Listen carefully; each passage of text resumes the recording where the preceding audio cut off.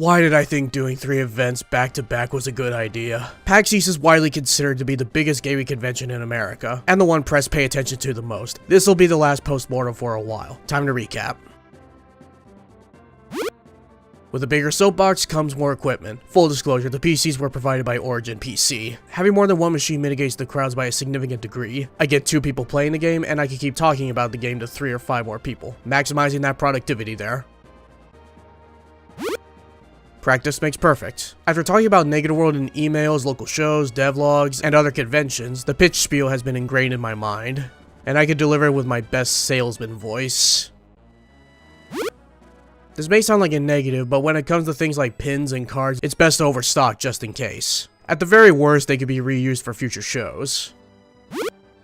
Taking a banner or a large dry erase board through airport security would have been a hassle. I did not want to deal with that. Ended up not taking the banner, but I got a small dry erase board with a customizable easel. Worked out just fine, even if I didn't set up the easel the right way. Though I do miss the bigger dry erase board.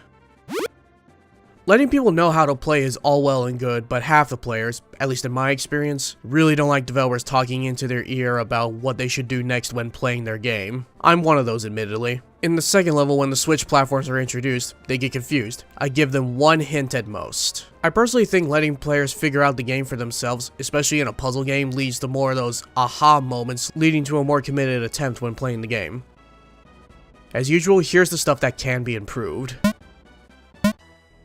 Upgrading a booth comes with its own set of challenges. I had to get to the other venues to get the TVs, pick up the PCs, check into the hotel before check-in time passes. Then once all that's done, I can start setting up the booth. The booth wasn't set up until an hour before opening on the first day. Doesn't help that I didn't bother to research Boston's weather, roads, or even where it was. I never said I was perfect. I couldn't subject some poor Uber driver with 6 or 8 boxes of equipment. Next time I'll probably find a way to minimize space and travel time. Probably by bringing someone, if I have money next time to do another convention like this. As long as we're on the topic of being short-handed, being a one-person studio does have its downsides during conventions. Being the only one at a booth meant I couldn't network with other devs during the show. Networking before and after the show is hard enough. Before the show, people are either setting up or just late. After the show, everyone's tired and just wants to go to their hotels. Like I said, it'll probably be mitigated by bringing someone. I said in the South by Southwest Postmortem that getting in good position is luck of the draw. To be fair though, PAX was going to be packed either way, but layout does impact expo halls. The PAX Rising booth was a square booth close to the entrance. One side faced the entrance, 2 sides led to other booths. The side I was in only had 1 hall, which I liked to call the choke point. Most common reason for people to see my booth was because they were already there and just wanted to see more games. Again, it's luck of the draw, and there wasn't any significant dead time during the weekend. So what I'm saying is that I wanted to be busier.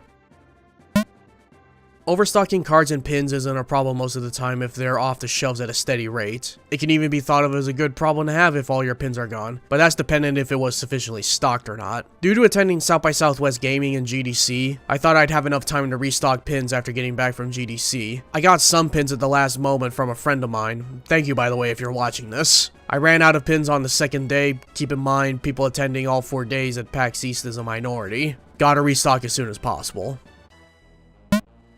This is a small gripe, but this is due to poor planning on my part. I printed the cards earlier in March and got verified during PAX. The link still works, but it's not as classy as the verified URL. If I'm being brutally honest, I'm not satisfied with myself. There's so much I could have prepared for, and in so many easy ways too. That's part of the reason I do these postmortems, to look back and see what I can improve on. That'll be it. Let me know if you have any questions or feedback. Take care of yourselves and have a good week.